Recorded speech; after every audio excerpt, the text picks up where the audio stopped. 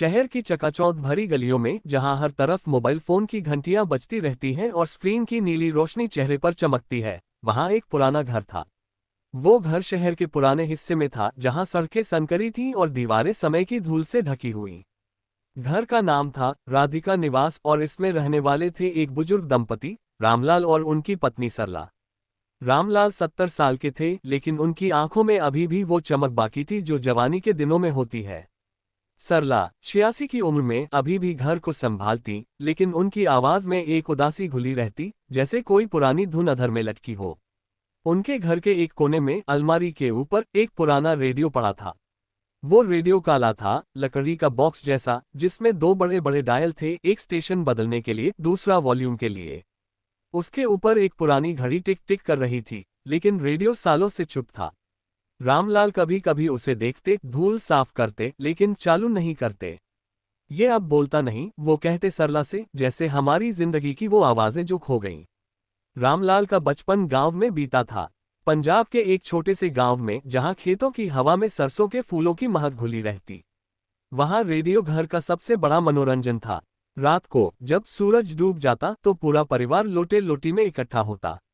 रामलाल के पिता, जो एक किसान थे, रेडियो को चालू करते। पहले क्रैकल क्रैकल की आवाज आती, फिर दूर से कोई स्टेशन पकड़ में आ जाता। कभी आकाशवाणी की खबरें, कभी अमीनाबाद खान साहब की ठुमरी, या फिर लता मंगेशकर की मधुर आवाज। ओ दुनिया के रखवाले गूंजती तो घर में एक जादू सा छा जाता। रामलाल को याद था कैसे वो रेडियो पर पहली बार हमेशा तो नहीं रहेगा ये रुतबा सुनकर रो पड़े थे। वो गाना उनके चाचा का फेवरेट था, जो दिल्ली चले गए थे और कभी लौटे नहीं। रेडियो के माध्यम से ही परिवार से जुड़े रहते। चाचा की चिट्ठियां आती, जिसमें वो लिखते, रेडियो पर सुनो, आज रात 9 बजे विशेष कार्यक्रम। और परिवार इंतजार करता। लेकिन एक दिन चाचा की चिट्ठी आई कि वो बीमार हैं। रेडियो पर कोई विशेष संदेश नहीं आया, बस खबर आई कि चाचा गुजर गए। तब से रेडियो की आवाज में एक खालीपन आ गया। शहर आने के बाद रामलाल ने नौकरी पकड़ी, सरकारी बैंक में क्लर्क। सरला से शादी हुई, 2 बच्चे हुए, बेटा राजेश और बेटी मीरा। जीवन की भागदौड़ में रेडियो भूल गया। नया ट्रांजिस्टर आया, फिर टेप रिकॉर्डर, फिर टीवी। लेकिन वो पुराना रेडियो पैकिंग में बंद रहा। अब रिटायरमेंट के बाद जब बच्चे अपने अपने घर चले गए, रामलाल को वो रेडियो याद आने लगा। सरला कहती, चलो इसे ठीक करवा लो। लेकिन रामलाल हिलते नहीं। नहीं, ये तो बस यादों का साया है। एक शाम जब बारिश हो रही थी, रामलाल घर के आंगन में बैठे थे। हवा में मिट्टी की सौंधी खुशबू थी, जैसे गांव की। अचानक अलमारी से धूल गिरने की आवाज आई। रामलाल उठे, देखा तो रेडियो नीचे गिरा पड़ा था। डायल टूटा नहीं था, लेकिन बॉक्स पर एक दरार आ गई थी। सरला दौड़ी आई, अरे रामू, क्या हुआ? रामलाल ने रेडियो उठाया, धीरे से साफ किया। शायद ये संकेत है, वो बोले। रात को जब बिजली चली गई, रामलाल ने पुरानी बैटरी निकाली, रेडियो को चालू किया। पहले शोर, फिर सन्नाटा, फिर धीरे धीरे एक धुन बजी। वो धुन पुरानी थी, ये जिंदगी उसी की है, लता जी की आवाज। रामलाल चौंक गए। सरला मुस्कुराई, देखा, बोल गया। लेकिन वो आवाज साफ नहीं थी, जैसे दूर से आ रही हो और बीच बीच में खरखराहट। रामलाल ने डायल घुमाया, लेकिन कोई और स्टेशन नहीं पकड़ा। बस वही धुन, वही आवाज। अगली सुबह रामलाल बाजार गए, एक पुराने रेडियो मिस्त्री के पास। मिस्त्री ने देखा, कहा, ये तो 1950 का है सर। ठीक हो जाएगा, लेकिन अंदर कुछ पुरानी चीजें हैं। रामलाल ने ठीक करवाया। घर लौटे तो रेडियो चालू किया। अब साफ आवाज आ रही थी, लेकिन अजीब बात ये कि जो स्टेशन पकड़ रहे थे वो पुराने थे, जैसे 1960 के दशक के। खबरें पढ़ी जा रही थी, नेहरू जी का भाषण, या फिर बॉलीवुड की पुरानी फिल्में। रामलाल ने सोचा, शायद वेवलेंथ पुरानी है। धीरे धीरे रेडियो ने उनकी जिंदगी में जगह बना ली। हर शाम चाय के साथ वो सुनते। सरला गाती साथ। लेकिन एक रात कुछ अजीब हुआ। रेडियो पर एक आवाज आई, रामलाल, तुम्हें याद है ना वो दिन? रामलाल चौंक पड़े। सरला सो रही थीं। आवाज उनकी अपनी लग रही थी, लेकिन जवानी की। रामलाल ने रेडियो बंद करने की कोशिश की, लेकिन वो बंद नहीं हुआ। आवाज जारी रही, गांव के खेत, सरसों के फूल और मैं, तुम्हारी दीदी। रामलाल की दीदी सुनीता, जो बचपन में ही खस की बीमारी से चल बसी थी। रामलाल को याद आया कैसे दीदी रेडियो पर गाती, लो चंद जरा जरा, और सब हंसते। लेकिन वो आवाज रेडियो से आ रही थी। रामलाल डर गए लेकिन उत्सुक भी। दीदी, वो फुसफुसाए। रेडियो से हंसी की आवाज आई। हाँ भैया, मैं हूँ। गुमशुदा आवाजें लौट आईं। उस रात रामलाल सो न सके। सुबह सरला को बताया। सरला हंसी। भ्रम है रामू। लेकिन रामलाल जानते थे ये भ्रम नहीं। रेडियो अब सिर्फ धुनें नहीं बजा रहा था, बल्कि खोई हुई आवाजें ला रहा था। दोस्तों की, रिश्तेदारों की और शायद अपनी खुद की। शहर की इस भागदौड़ में जहां सब कुछ डिजिटल हो गया, ये पुराना रेडियो एक द्वार बन गया था, गुमशुदा आवाजों का द्वार। रामलाल ने फैसला किया, इसकी कहानी लिखेंगे। एक डायरी में हर शाम जो भी आवाज आए उसे नोट करेंगे। और शायद ये कहानी मीरा और राजेश को भी सुनाएंगे। क्योंकि खोई हुई आवाजें सिर्फ रेडियो में नहीं, दिल में भी हाँ।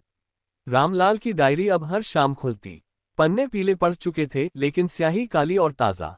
पहली एंट्री थी 18 सितंबर 2025। रेडियो ने दीदी की आवाज दी।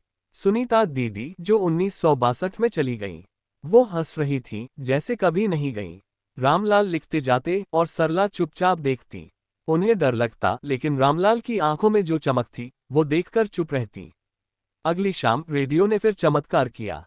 डायल घुमाया तो एक पुरानी खबर पकड़ी, आजादी की लड़ाई में शहीदों को श्रद्धांजलि। लेकिन आवाज में, शहर की भाग दौड़ भरी जिंदगी में जहां हर तरफ मोबाइल फोन की घंटियां बजती रहती हैं और स्क्रीन की चकाचौंध आंखों को थका देती है, रिया का बचपन का घर एक शांत द्वीप था।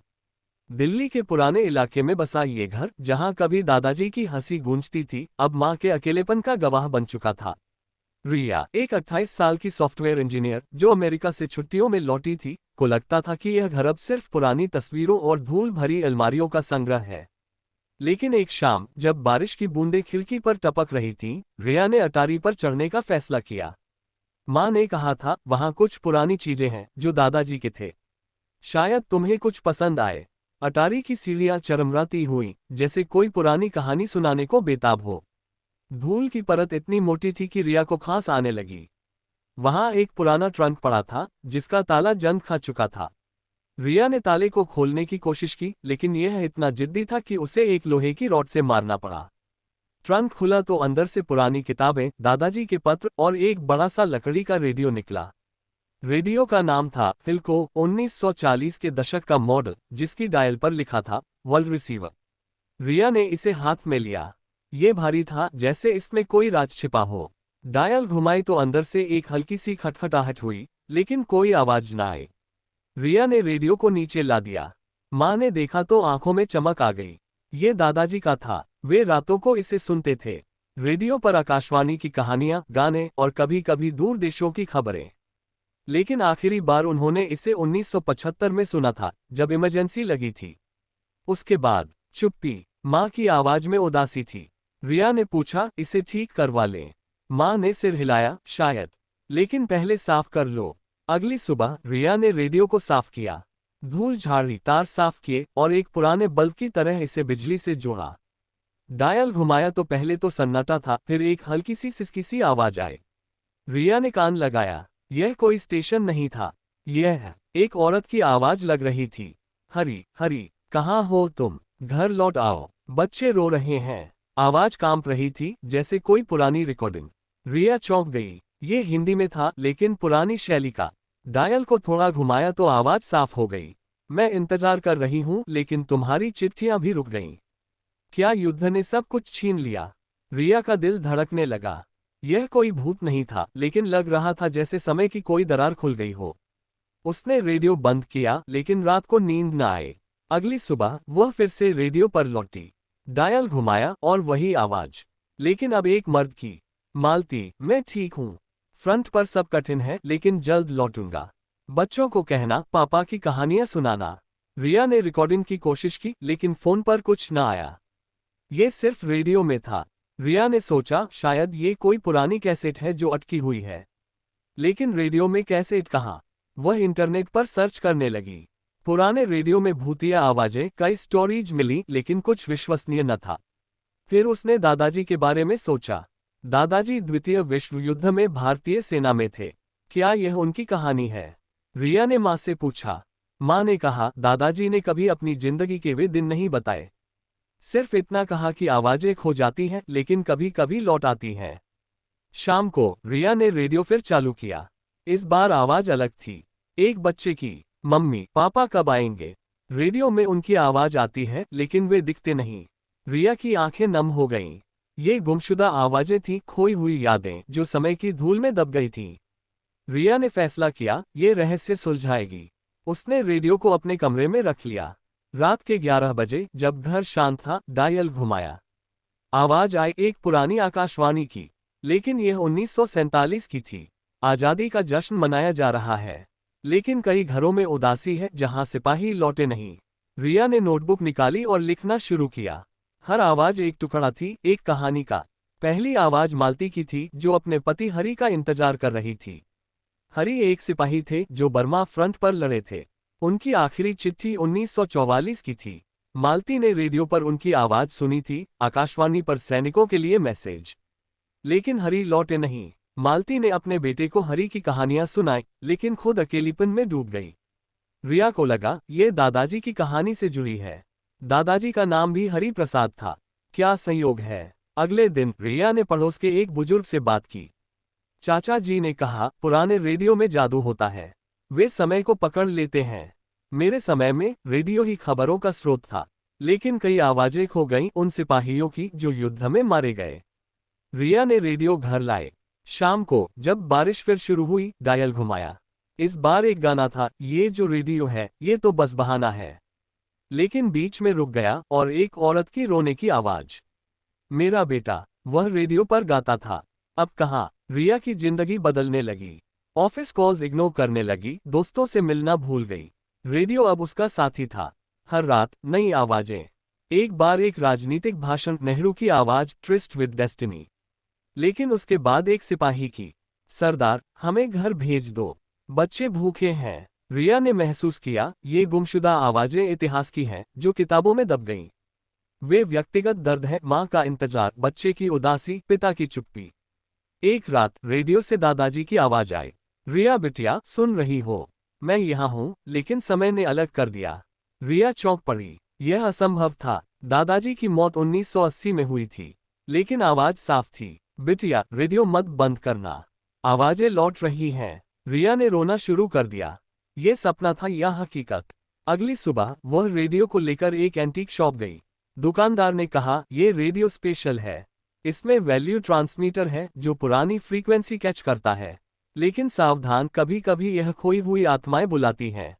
रिया लौटी, लेकिन मन भारी था। क्या ये पागलपन है? फिर भी शाम को रेडियो चालू किया। आवाज आई मालती की।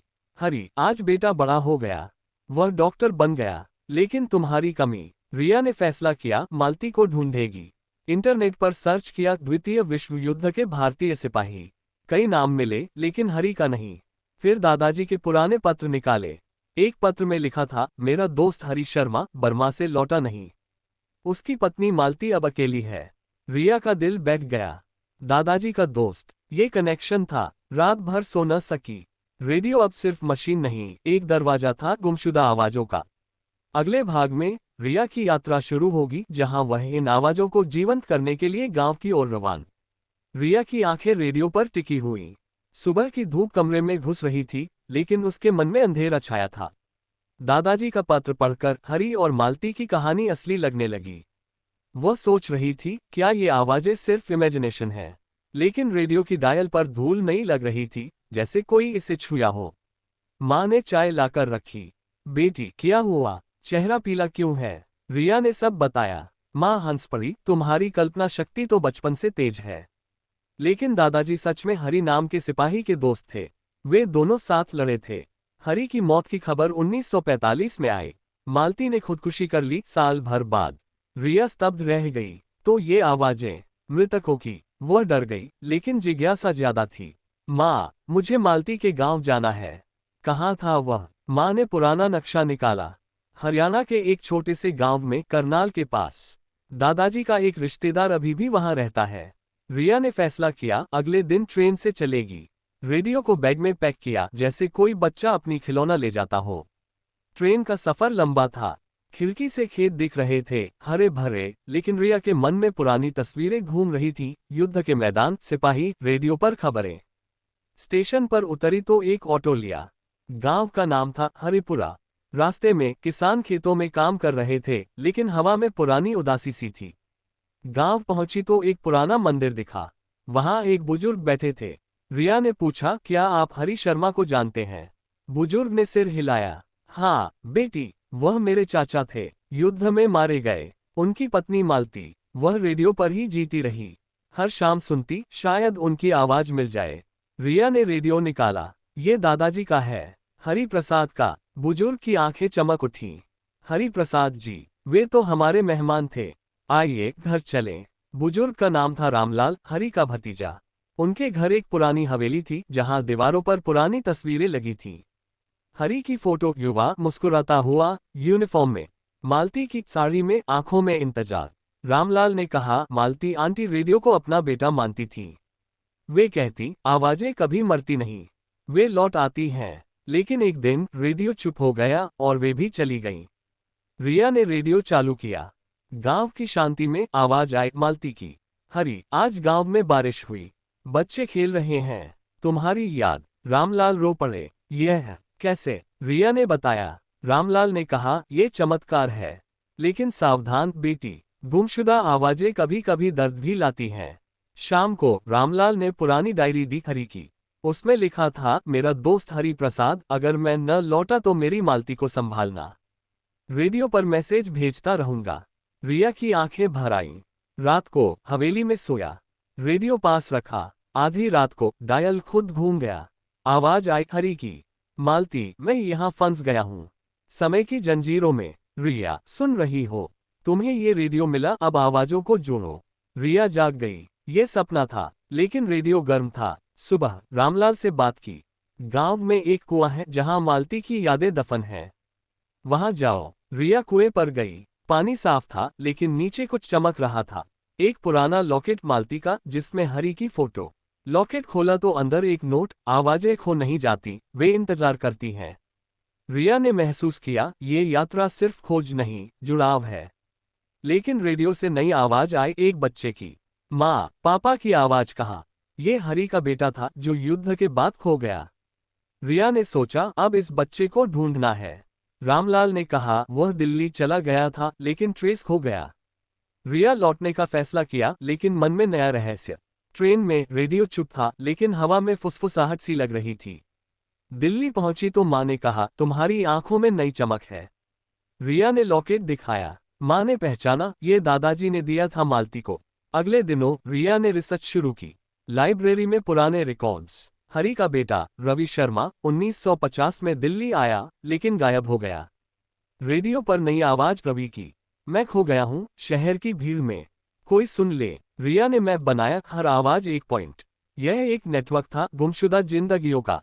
एक रात रेडियो से दादाजी बोले, बिटिया अगला कदम लो, आवाजें जोड़ो, वरना वे हमेशा के लिए खो जाएंगी। रिया ने फैसला किया, रवि को ढूंढेगी। दिल्ली के पुराने इलाकों में सर्च। लेकिन अगले भाग में खतरा मंडराएगा, एक अजनबी जो रेडियो के राज को जान। दिल्ली की सड़कें रिया के लिए अब एक भूल भुलैया बन चुकी थीं। दिन भर ऑफिस में कोडिंग, लेकिन रातें रेडियो की। हर आवाज एक पहेली का टुकड़ा। रवि की आवाज सबसे दर्द भरी थी, शहर ने मुझे निगल लिया। कोई घर नहीं, कोई नाम नहीं। रिया ने पुराने अखबारों में सर्च किया। 1950 के दशक में कई युद्ध विधवाओं के बच्चे शहरों में भटकते थे। रवि शर्मा का नाम एक आश्रम के रिकॉर्ड में मिला, पुरानी दिल्ली का एक अनाथालय। वहां गई। वार्डन, एक बूढ़ी आंटी, ने कहा, रवि? हाँ, वही यहाँ आया था, लेकिन एक दुर्घटना में चला गया। लेकिन उसकी डायरी छूट गई।